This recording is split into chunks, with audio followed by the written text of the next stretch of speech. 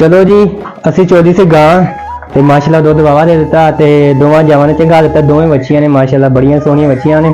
ਇਹਨਾਂ ਨੇ ਚੰਗਾ ਦਿੱਤਾ ਦੁੱਧ ਰੱਜ ਗਈਆਂ ਨਾ, ਰੱਜ ਕੇ ਦੇਖ ਲੋ ਖਲੋ ਗਈਆਂ ਨੇ। ਹੁਣ ਪਹਿਲੋਂ ਡਿੱਗਦੀਆਂ ਫਿਰਦੀਆਂ ਸੀ ਕੰਬਣ ਦੀਆਂ। ਹੁਣ ਇਹਨਾਂ ਨੇ ਅਸੀਂ ਤੇ ਬੰਨ ਦਿੰਨੇ, ਰੱਸੇ ਪਾਏ ਹੋਏ ਸੀ ਅਸੀਂ ਇਹਨਾਂ ਨੂੰ ਬੰਨਨੇ। ਇਹਨਾਂ